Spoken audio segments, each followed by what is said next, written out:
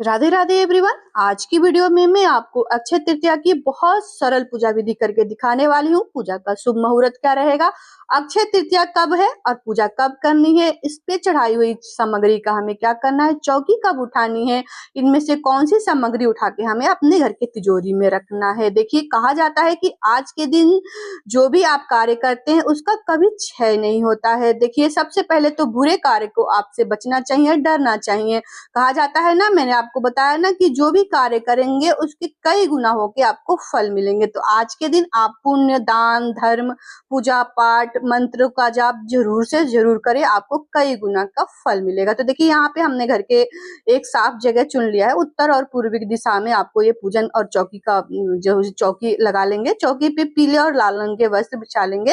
और देखिए, है माता रानी की यानी कि लक्ष्मी माता का उस दिन पूजन किया जाता है अक्षय तृतीया पर। साथ में गणेश जी का भी पूजन किया जाता है, और जो कि वैशाख का महीना है। और वैशाख के महीने में श्री हरि विष्णु जी की नित्य प्रतिदिन नित्य आराधना करने से भी आपको पूजा का बहुत अच्छा लाभ प्राप्त होता है। तो यहाँ पे देखिए, हम यहाँ पे विष्णु जी की फोटो ले लेंगे, माता लक्ष्मी जी के साथ में फोटो ले लेंगे। देखिए, अगर श्री हरि विष्णु और माता लक्ष्मी जी की आपके पास फोटो है तो आपको अलग से गणेश जी की मूर्ति यहाँ पे स्थापित करनी होगी। साथ में जो दिवाली का आप पूजन करते होंगे वो कैलेंडर या फिर फोटो या फिर मूर्ति होगी, साथ में वो रख लेंगे। और साथ में ही हम फूलों को आसन दे देंगे। यहाँ पे लक्ष्मी माता को हमने गणेश जी को विराजमान कर लिया है, और साथ में ही हम यहाँ पे श्री हरि विष्णु जी की फोटो को विराजमान कर लेंगे। देखिए, साथ में हम सबकी पूजन कर लेंगे, क्योंकि अलग अलग समय नहीं होता है हमारे पास पूजन करने के। ये पूजा आप सुबह के समय कर लीजिएगा, शाम के समय कर लीजिएगा। शाम के समय करेंगे तो आपको दान का समय नहीं मिल पाएगा दान करने का। तो ये पूजा आप सुबह सुबह ही स्नान आदि करने के बाद गंगा जल अपने ऊपर छींटे दे लीजिएगा, या फिर गंगा जल में पानी मिला के आप स्नान कर सकते हैं। किसी भी तीर्थ स्थल स्नान कर सकते हैं।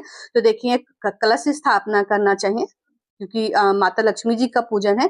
तो फूलों का आसन हमने दे दिया है। एक पीतल या फिर तांबे का लोटे ले लेंगे, उस पे स्वास्तिक बना लेंगे। कंठ तक जल, गंगा जल भर के लौंग, इलायची, सुपारी, सिक्का, हल्दी की गांठ इसमें डाल के हम यहाँ पे आम के पत्ते या फिर अशोका के 5, 7, 9, 11 की संख्या में यहाँ पे हम सजा लें। आप चाहे तो पत्तों पे चंदन से तिलक कर सकते हैं।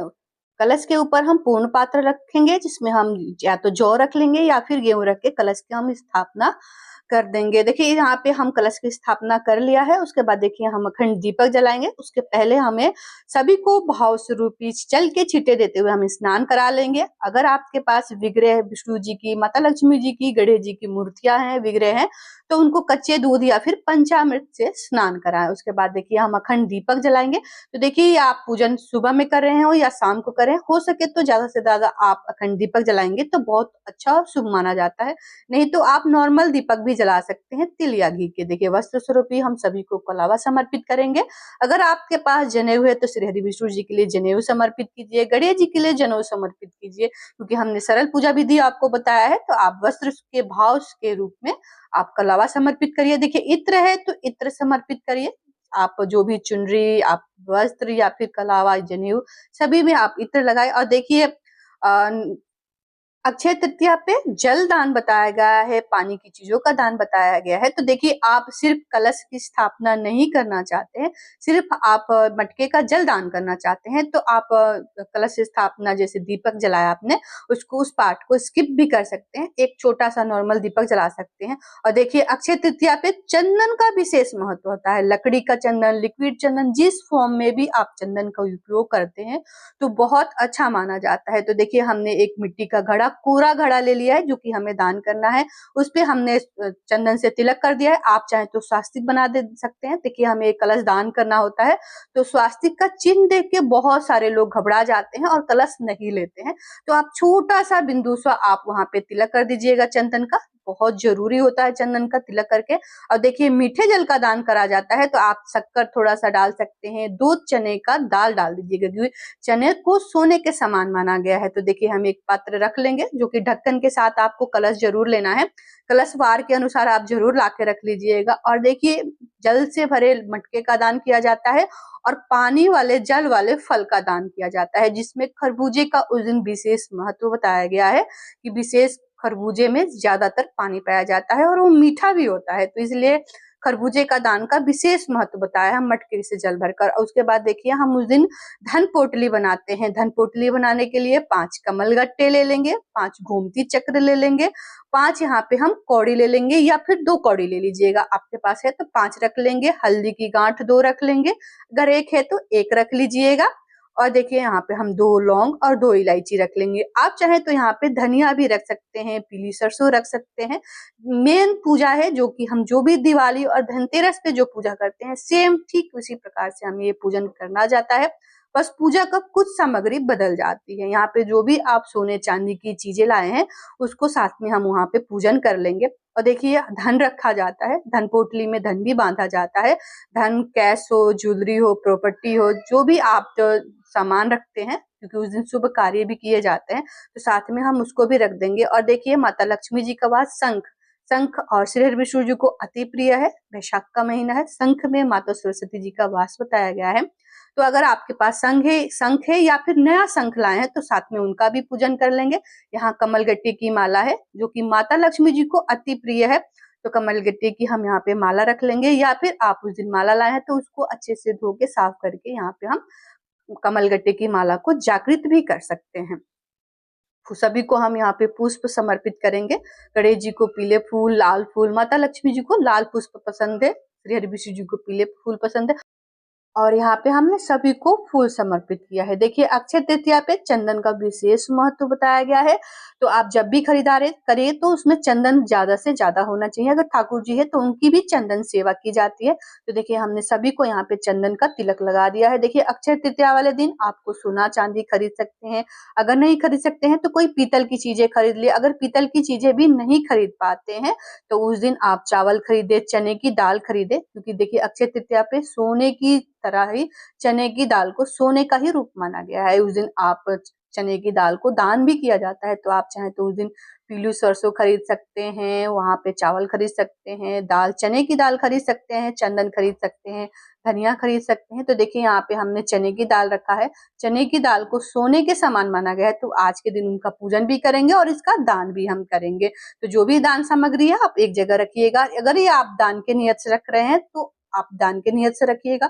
हम कुछ दक्षिणा रख लेंगे। और देखिए मीठे जल यानी कि मीठी चीजों का दान किया जाता है, जो कि जल से भरे यहाँ पे शरबत, जो कई जगह आप देखे होंगे कि मीठी चीजें शरबत, पानी, जल दान किया जाता है। तो यहाँ पे हमने चीनी, थोड़ा सा शक्कर रख लिया है। पंचमेवा आपके पास है तो पंचमेवा रख लेंगे। और माता लक्ष्मी जी का प्रिय भोग बताशे, बताशे पे लौंग इलायची रख सकते हैं। आप चाहें तो पान के ऊपर बतासे, लौंग इलायची, सुपारी का आप माता रानी को भोग लगा सकते हैं। देखिए माता रानी को अगर सुहाग सामग्री चढ़ाना चाहते हैं 5-7 की संख्या में, माता को 2 की संख्या में सुहाग की सामग्री आप जरूर से अर्पित करें, क्योंकि माता लक्ष्मी जी की सुहाग लेना बहुत ही भाग्य की बात होती है। साथ में हमने सुहाग सामग्री रख दिया है। फल में आपको जो भी ऋतु फल मिल जाता है, जैसे इस समय खीरा, ककड़ी, सेव, अमरूद, अनार हो गया। आप चाहें तो इस दिन जो भी पानी वाले फल होते हैं वो आप यहाँ पे भोग लगा सकते हैं। खरबूजे का भी भोग लगा सकते हैं। तो जो आप भोग अलग से रखेंगे ये आप अपने घर के प्रसाद के रूप में इसको रखेंगे, और जो आप दान के लिए रखेंगे वो आपको अलग से उसी नियत से आपको दान के नियम से रखना है। अगर आप दान नहीं कर पाते हैं, आपके पास समय नहीं है या फिर आप घर से बाहर नहीं जा सकते हैं, तो वो सिर्फ पूजा करके ही आप घर में प्रसाद के रूप में उसको ग्रहण कर सकते हैं, जल आप पी सकते हैं। हमने जल 1 गिलास में जल भर के रख दिया है भोग के लिए, क्योंकि हम कभी भी किसी भी देवी देवताओं को भोग लगाते हैं तो जल का भोग आपको जरूर लगाना चाहिए। उसके बाद हम यहाँ पे धूप दीप दिखा के आरती कर लेंगे। देखिए हमने एक अखंड दीपक जलाया है, आप चाहे तो एक छोटा सा और दीपक जला सकते हैं, धूप जला सकते हैं, और कपूर की हम यहाँ पे आरती कर लेंगे। तो सभी को प्रेम पूर्वक हमने धूप दिखा दिया है। मंदिर में धूप दिखा सकते हैं, जगह जगह पूरे घर में धूप की आप चाहें तो धूनी भी दे सकते हैं, अग्यारी कर सकते हैं। इस तरह हमारे घर बहुत ही पवित्र हो जाता है। और देखिए आपने अक्षय तृतीया का व्रत रखा है तो हाथों में थोड़ा सा फूल लेके हम कथा सुन लेंगे या फिर कथा हम पढ़ लेंगे। नेट पे आपको अच्छे से कथा मिल जाएगी। उसके बाद देखिए हम यहाँ पे कपूर की आरती कर लेंगे। कपूर की आरती बहुत जरूरी है। कपूर की आरती कर लेंगे तो देखिए पहले हम गणेश जी की आरती करेंगे, माता लक्ष्मी जी की आरती करेंगे, फिर श्रीहरि विष्णु जी की आरती करेंगे। जैसे आप दिवाली पे आरती करते हैं, जिस मंत्रों का जाप करते हैं, ज्यादा से ज्यादा लक्ष्मी माता के मंत्रों का जाप कर सकते हैं, गणेश जी के मंत्रों का जाप कर सकते हैं, विष्णु सहस्त्र नाम का जाप कर सकते हैं। तो इस तरह से हमने सभी को आरती दिखा के आरती अपने सीधे हाथों से सिर सभी भगवान लोगों को आरती दे दिया। हाथ जोड़ के पूजा में कमियों की क्षमा याचना करेंगे। कुछ समय बाद हम जल को इस तरह से दीपक को 3 बार जल को वार के हम दीपक को ठंडा कर लेंगे। यानी कि जो भी आप हवन किए हो, छोटा मोटा हवन जो भी करते हैं, तो वहां पे आप हवन भी कर सकते हैं। उसको इस तरह से 3 बार वार के ठंडा कर लीजिएगा। उसके बाद जो जो सामग्री है हम आपको बताते हैं। तो देखिए, जो भी आपने दीपक शांत हो जाए तो यहाँ पे जो भी भोग प्रसाद आपने उठाया सभी को घर में आप बांट दीजिएगा। जो आपने कलश रखा है इसका आपको दान के नियत से रखे हैं तो इसको दान कर दीजिएगा।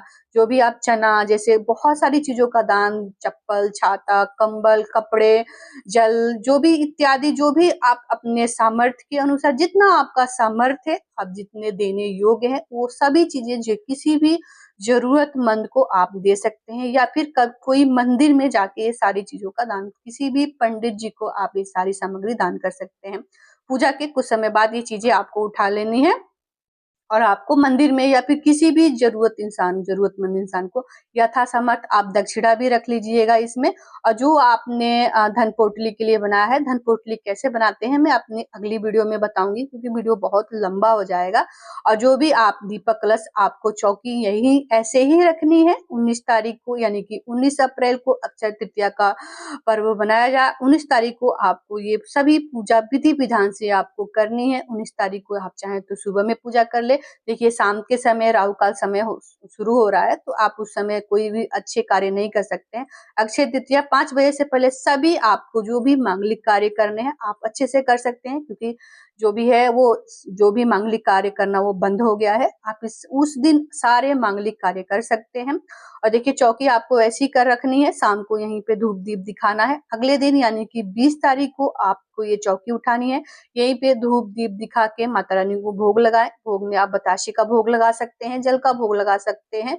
और इस तरह से भोग लगाने के बाद जब दीपक शांत हो जाए तो आप चौकी उठा के रख दे। सारी जो भी पूजा सामग्री है, कंबल कट्टे और जो भी आप धन पोटली बनाएंगे, ये आप उसी दिन अक्षय तृतीया वाले दिन ही बनाएंगे। और जो भी पूजा चौकी है आप उठा देंगे। जो भी फोटो है आप वापस मंदिर में स्थापित कर देंगे। आशा करती हूँ वीडियो पसंद आएगा, तो वीडियो को लाइक, चैनल को सब्सक्राइब, कमेंट बॉक्स में राधे राधे जरूर लिखिएगा। मिलती हूँ दूसरी वीडियो में। राधे राधे।